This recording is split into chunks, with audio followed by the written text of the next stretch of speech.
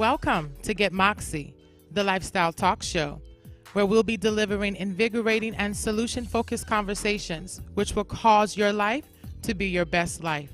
Welcome your host and lovely life coach, Ms. Nellie B., and the Moxie gent himself, Mr. Eli Isabel. So get ready to enjoy your life, but do it right, because it's time to get Moxie.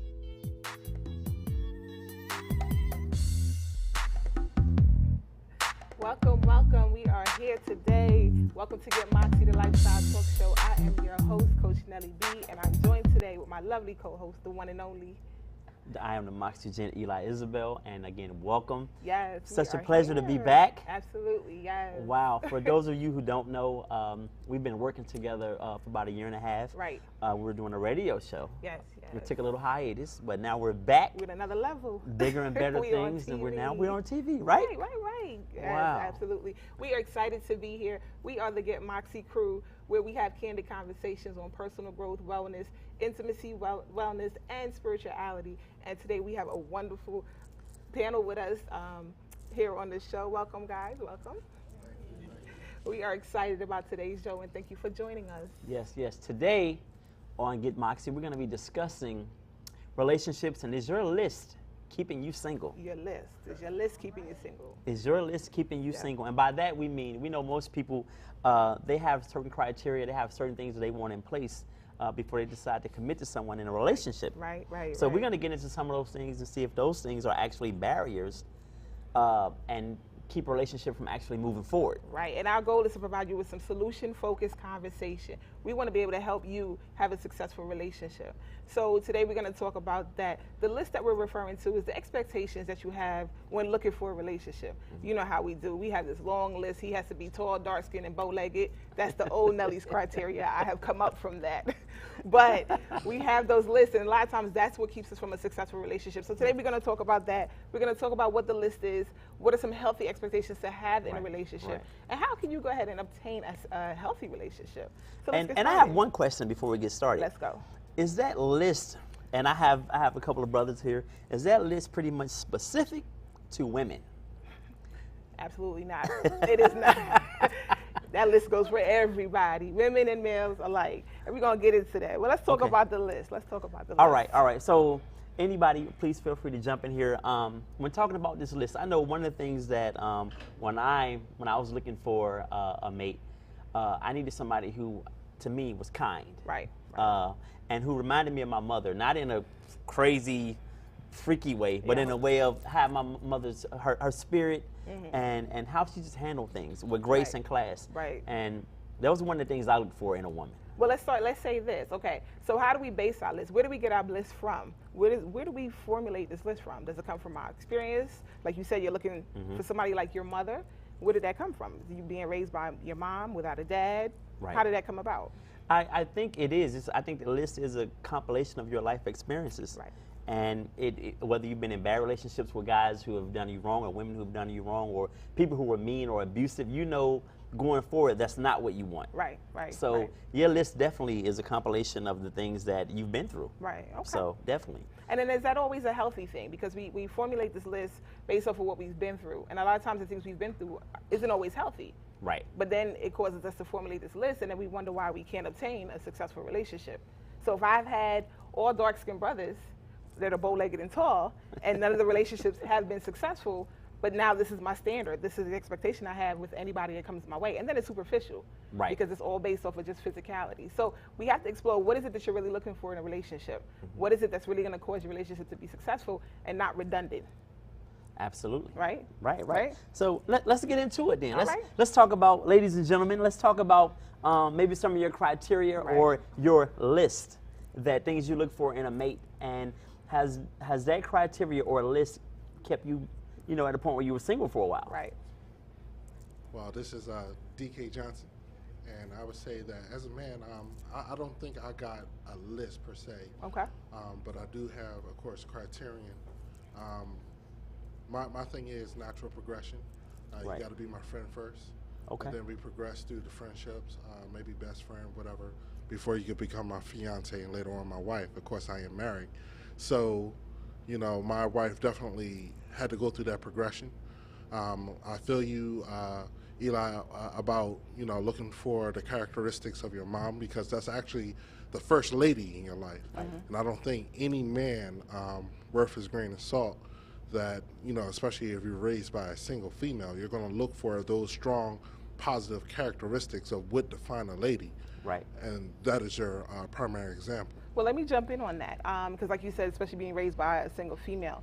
Now, where does the lines cross where now you expect your mate to be your mom? Because that's where a lot of relationships, I have seen that as a therapist myself, where the women aren't happy because this man is not meeting the standard of, he needs to be my man, my dad, my mom, my God, my best friend, you know what I mean? So then the lines become blurred, and then that's where we have a lot of conflicts in relationships. Well, I would say like this. In a long-term relationship, when you're basing your relationship on decades, you're not really going to have a set role. You're going to hopefully complement your partner. So where they're weak, you're strong, and vice versa. So, definitely sometimes I get into the role of husband, father, and we joke around about that. When it comes down to me working too much and not looking after my health or skipping meals, my wife definitely get into the role of mother-wife, you know what I mean, where she fusses at me about that. So you're going to have some, as you say, blurred lines. You're going to have some dynamics that, come into play. But ideally in any relationship, whether you're talking about being with your significant other or a long-term friendship, you're going to have personalities and characteristics and qualities that got to intermesh. And even with that, I think if you have communication, and if you're feeling like you're being, listen, I feel like I'm being your mother, I feel like I'm raising you, I have to pick up behind you, a lot of those things can be resolved with a little bit of communication. Right. That's true. That's true. So I think it goes back to with the person really understanding themselves and their needs, and what is it that they really, what expectation do they have for the relationship as a whole? Not necessarily, because there's a difference between expectation and interest. I can have an interest in a man that's going to take care of me. But the expectation is now when you come in my life, you need to be my provider, my protector, my dad, my mom. So I think we have to understand what is our interest, but what's the expectation for the relationship as a whole by itself? What goals are we trying to meet together, collectively?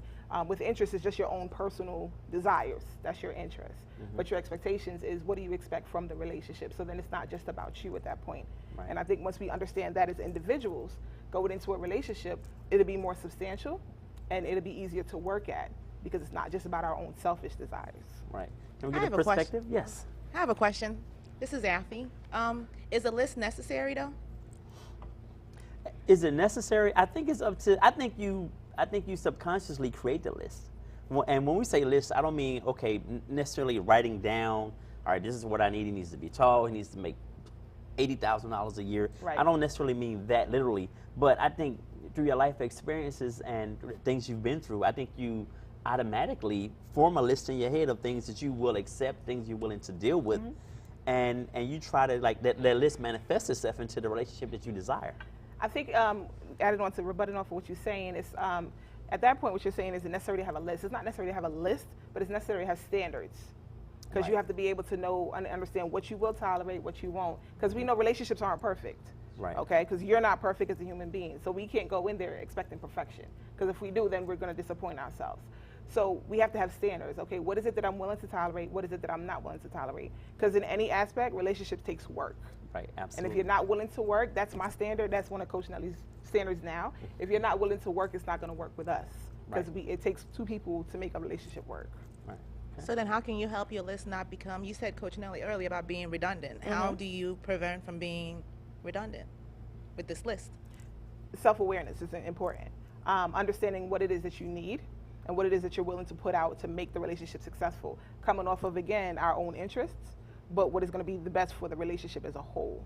So it won't be redundant. Because if you've had relationships in the past with tall, dark-skinned, and bow-legged, and it wasn't successful, now at this point I understand I'm basing my list, my standard, off of physicalities, and that's not working for me. Right. So now let me change my perspective and, have standards that are more than just the physical. Understand what I need. I need more than a physical. I need more than a good-looking guy. I need a guy with brains. I need a guy with ambition. So then your list won't become redundant. Yeah, and with growth and life experience, that list of those expectations will change from Right. the tall, dark-skinned, bow-legged to Right. a good guy with a good heart Right. who can take care of me and make me feel like a woman. Exactly. So your list will automatically it will resolve itself to a degree, Mm-hmm. and it will actually become an easier list to maintain. Right. So, right. yeah. Right. Right. Right. Any other questions? Go ahead. So let's get into this right here then. The list is definitely the focus here. Ladies, have you ever been in a situation where you felt like you were the mom, where you had to take care of this man, and he just wasn't meeting you halfway, and you got into a situation where you knew this is not what I want. This criteria, or this man right here that's being presented before me is not what I want. And how did you deal with that? Ladies, before you answer that question, be careful. He might be We watching. don't need any names. Just a situation No or names. scenario. Because I hear the women all the time complain about, men that they want to sit on the couch, they want to play video games, they don't want to work, they don't want to help out around the house. So if you have that kind of guy, if you've experienced that kind of guy, how did you deal with it? How did you either rectify it or get out of that relationship? My name is Erica, and I know me personally, a situation where I did have that, but a lot of men that I run into, they are enabled. Like their mother has enabled them to this point that when we, quote unquote, take them in, they expect us to pick up where their mother left off at. Right. And my situation, it didn't work, so he went back home to mommy, which he still calls her. So, Wow. I mean, I don't tolerate a lot, and I know I need to not necessarily settle, but just understand that some things need to be tolerated just to see how it works itself out. Right. But I just always get caught up in those situations where I get men that have been enabled since birth, Right. and then they, come to me, and I start off doing the same things. That's where I know I mess up at, but and then after a while, it just gets, I Right. can't take it no more, so they just go back home to mommy. I'm glad Wow. she said that. She said she started off like that initially, and that's where she went wrong at. And I think that's one of the most important parts of this. If we, again, self-awareness. If we see the warning signs from the beginning, a lot of times we see the warning signs, but we don't take heed to them because Right. we want what we want. He's tall, dark-skinned, and bow-legged. Although we know everything inside of us is telling us, listen, leave it alone, but we want what we want. And we operate out of self. And then we take on these tasks of these relationships, and then when it goes south, now we're blaming them and we're busting out car windows and we're acting an irate fool, when in reality, if you look at the responsibility, it came back to you. But we don't want to do that because we don't want to be held accountable. But then when things Wow. blow up, now we crying and having a pity party, and if you come see Coach Nelly, I'm going to tell you, get over it and get out my face. All right. Just saying. So I think that's something important, self-evaluation, really knowing what you want, what you're really willing to tolerate, what you're not, your standards. You have to know that before you get in a relationship. Because to some degree, we are going to have to nurture each other, just like DK was Right. saying. We're going to have to play those roles to an extent. But if there's imbalance, too much of anything isn't good, right? Then it becomes a problem. Right. And I think, too, and I'm almost sad to say that today, most men are, I don't want to use the wrong word here. Most men have been babied, and most men have been, unfortunately in our community, a lot of men have been raised by single moms, Right. and they've never had that male influence, whether it be an uncle, a coach, or whoever, to kind of instill some things into them that helps them grow and to become a man. Right. I know personally, I was raised in a house with my mother and 3 sisters. And as I look back on it, I know that really set me back as far as my growth as a man. Right. Not having that man there every day. And it took me a while to find my footing Right. because I had to figure it out and then surround myself with men that I looked at as examples. Right. And a lot of us aren't mature enough to do that. Right. We want everything given to us Given because to of mom, you were buying us Jordans, you were buying us True Religion jeans. Now Right. with my girlfriend, I want her to do the same thing. And that's just not reality. Right, right. Well, let me take that back. There is reality because there are a lot of women who will put up with that. Right. Right. And that doesn't help us grow. Because when you meet a real woman who, wants to try to make something happen, she can't tolerate that. Right, and then at that point, the women are looked at as aggressive or unkind because now we're demanding a certain level of, what's the word I'm looking for? We're demanding something from you where we're not enabling you anymore. We're demanding Right, you to right. play your part. And then if we're not feeding into you, now we as a female are looked at as, either too aggressive or we're not compatible, and then they're off to somebody else. It's going to allow them to just get away with things and do things that are not conducive to the relationship. Right, right. Well, see, that's where the issue is. You say one thing, she says something, well, similar things, but I feel like how do women know not to be too much? Not to become that, oh, she's crazy, she's wild. How do you know when to back up before you're told that you're crazy and you're wild, or you're... You want to answer that, Eli? You know what? I'll say this. Okay. I think the word of the day when it comes to relationships is balance. You know what I mean? Because everybody is different. Right. There's no one set criterion for everything for everybody. You know, what may be too far for Nelly might be just in your comfort zone. Right. So that self-awareness thing is very important, and that balancing is very important.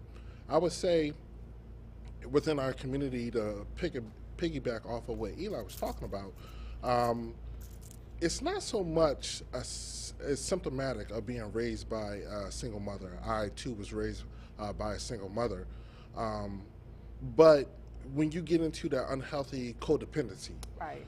my mom raised me and my little brother to be very independent. Pretty much, it was already instilled in, for an example, in my mind. When I turned 18, I wasn't going to be home no more. She was like, it's either going to be one or two things, college or the military. So, you know, this was the mindset. So it wasn't, okay, you know, if you want some Jordans, which, you know, was hot back in the day. I guess they're still hot right now. Right. And they back in the day, they only cost like $1.50, and that was a lot back then. If you wanted some Jordans, guess what? You work. And I've been working since I was 14. Right. You know what I mean? So if you wanted certain things, you strove for that. Right. A lot of the things that's going on today, I think, is not only just a generational issue, but it's a societal issue. Right.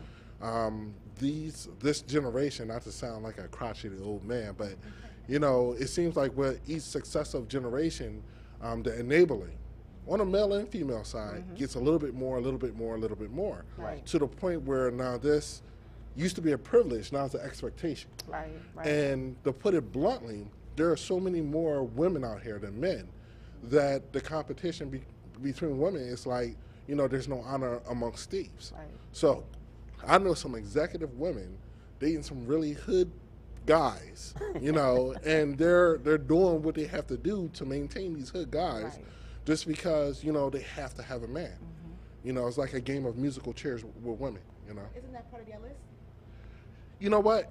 The thing is, when I was talking about that balance, you know, what happens when you have so much competition, you got to sacrifice that list because you don't want to be alone. Right. Nobody wants to be lonely. That's true. So you can start out with whatever expectation you have, but I guarantee you this, when you turn 30, when you turn 40, and your list is so insurmountable, Right. and you seeing your girlfriends, you know, couple up or boo up, as they say nowadays, you know, left and right, I bet you your list is going to break down. Yeah. It's true. Yeah, And that's that is what true. it is. This is true. So when you see those dudes with the saggy jeans, the saggy, you know, whatever, you know, that is accepted by society. Right. Right. So as a woman, when you're seeing this, are you going to tell the dude, hey, you know what, pull your pants up and then approach me, when you know your girlfriend or the girl right next to you is going to accept that? You don't want to be alone, Right. you know? Right. And a lot of relationships are unsuccessful because of that, because they feel like the options are few, and then there is always competitions with other females. And because my list says he has to be a church-going guy, and he's not, and he's a thug, but yet my girlfriend who's in church too, she can have a thug and still be okay, then you lose that standard. So I agree 100%. But it comes back to, what are you willing to tolerate? Your standard, your self-awareness. Right. What are you willing to be all right with? And I think women need to understand too that you guys set the standard. Right. So if the standard is saggy pants, if those guys get all of the pretty women and the women with great jobs, then that's going to be the standard. If the standard is guys who wear their pants up, you know, to their chest, now everybody wants them. Guess what? The thug gonna pull his pants up. Right. So Exactly. women set Right. the standard, and I Sure. think that's what's kind of becoming lost, you know, out here. And and again, like DK said, I agree. When you're getting older and you begin to panic, and your friends are all married, Right. and you're kind of by yourself, you know, you will kind of accept a guy or a situation that you know deep down in your heart, this is not for me, but dang, I need to have a boyfriend too, Right. so we can all go out as couples now. Right, You know, right. so I think that list does it can potentially fall by the wayside as you get older. Now we talking about the list falling by the wayside. Now let's kind of put a spin on this a little bit. The list falling by the wayside. We have a list, and I know we have a list. We have a standard. Let's say that for looking for a relationship or even in a relationship. How does this list affect our intimacy in relationships? How does it affect your sex life? Does it affect your sex life? For instance, I know we had the discussion on the radio show, and we were talking, and a caller called in and she informed us of this guy that she was dating, and he was kind of heavy set, but he was called the 3-inch killer. And if you know what the 3-inch killer is, you know what it is. He had 3 inches of genitals, of a penis. But yet every other characteristic fit her standard and her goal. Right. But he was lacking in certain areas. So now, how does that affect your list? Do we no longer deal with the 3-inch killer because he's tall, dark-skinned, and bow-legged, but he has 3 inches, and I can't be satisfied So sexually? great job. Great job. Really kind person. Financially stable. Financially stable. But he's coming with the 3-inch killer. 3-inch killer. Ladies, how do we deal with this? Can you work around that? This question is definitely not for DK and my man. Right. So, ladies, I think one of the first things we have to understand is the list is supposed to consist of what we want from our mate, right? Mm-hmm. So how would I can't even answer that question. Well, the list is supposed to, if you're doing it the right way, the healthy way, the right way, we're going to talk about that next. But the list is supposed That's the to meet standard. the goal, right? Right. The standard for the relationship man as a you want. whole, As not a just whole. our own desire. As a whole, he can meet all your needs except for sexually.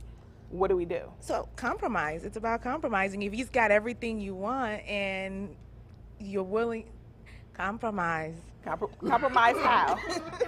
Give us a little bit more. What do you mean by compromise? Okay, so there are other ways that 3 inches is not the world. I think we get lost in size. I think Okay. sometimes there's people that get lost in size. If your mate has everything, the qualities, and your relationship is going as expected, happy and everything, what is size? I think you can teach them, you can teach them how to work with it, and they have toys, you got internet, you got all Right. this stuff that you can teach this person how to work with the 3 inches that they have.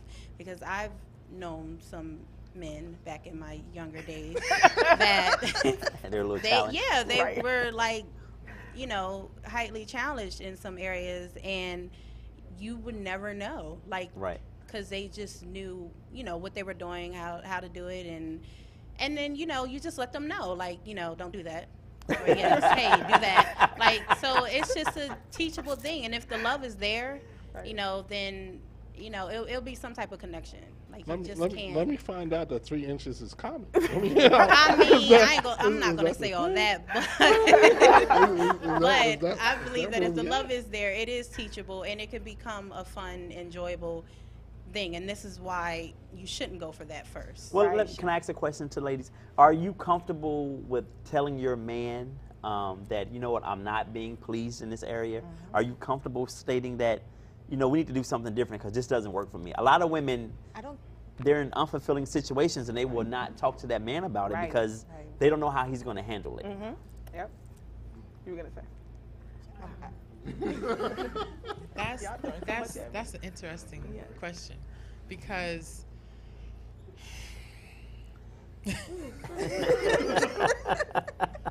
in my mind, I would think that yes, the conversation is needed, just based on the fact that you want to make sure that you are satisfying your partner and your partner is also satisfying you. But then at the end of the day, you still have this man's ego that you have to stroke. So if you're too small in one area, then I need you to meet me in another area. Right. So if it's too small, then we will have to come up with a way of having that conversation, and it's probably going to have to be in a romantic way, and say, sweetie, I think that we need to talk about this. But that's really going to be a hard conversation to have, no matter how you look at it. Yeah, I think it's one thing to say, let's have this conversation, but it's another thing to actually have the conversation. But let's get off the size. What about women? What would be the deal breaker for a man? Because I feel like this whole side, I'm sorry, I don't mean to. But what would be men? Right. What would be a deal breaker for a woman then? That she can't please him You know what? sexually? I'll tell you what. Okay. Right off the bat, that's easy. Hygiene. Absolutely, If you, and that's one of those. That really is one of those. because it's like that's an awkward thing too. Just like for the man with the size, if you are really digging this woman and she has a strong odor, let's not even say she stink. Let's say she's up on her, body hygiene, she washes. But then when the moment is right, and you get down to it, and she emits a strong odor, and you're like, it takes you aback. You're like, okay, how do I approach this? So, I mean, that is almost the same or similar situation as, y'all guys approaching a guy with size. So you have to take the young lady's emotions into account. You want to address it, but you don't want to do it too aggressively. So that's a very ginger type thing, but that can be a deal breaker. I just want to know, how does a woman not know that the hygiene is not on point? Listen, that's a whole nother show that we're going to have to have on that one. But I want to know, how do you not know? That's going to have to be, y'all join in for that They call it other the show. funk box for a reason. I mean. Give me the mic. So okay, so her question is very good, and so is DK's question, his response. I think what's important is that should be a part of the standard when your relationship. That should be a requirement, that we are able to communicate and not take it offensively. And one thing I think Marlena said, we got to do it in a manner, it's not what we say, it's how we say it to our mate. I mean, any bad news, it doesn't get better with time. Right. Bad news is bad news. But it's just how you say it, and it's what you say. So I think a part of the standards of the relationship that you should have is we should be able to communicate and not take anything offensively, because we know that this is for the betterment of us collectively. Right. So we're going to have to wrap up real quick. Ed, something you want to say before we leave I'll just say that I do agree that communication is definitely key. If you take your time and nourish a relationship, then the communication will automatically kind of manifest itself. Right. Sometimes we just hop into things willy-nilly and they're fine, they're this, I want to be with this person. So if you have the communication, everything else will pretty much fall into place. So I say communicate, communicate, communicate. Absolutely. Yeah. This is Get Moxie, your lifestyle talk show. I'm your girl, Coach Nelly, joined with my co-host. I am the Moxie Eli Isabel. Thank you for tuning in today. Join us next week, same time, same place, as we have candid conversation that's going to make the rest of your life your best life. Thank you for joining us.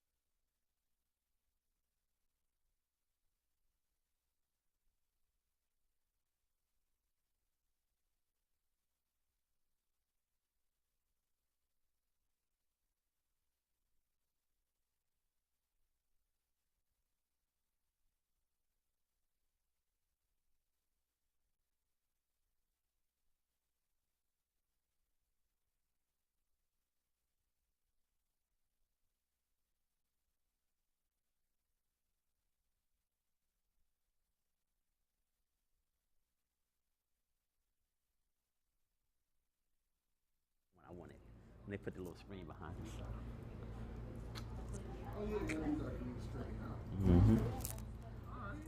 So let's do this real quick.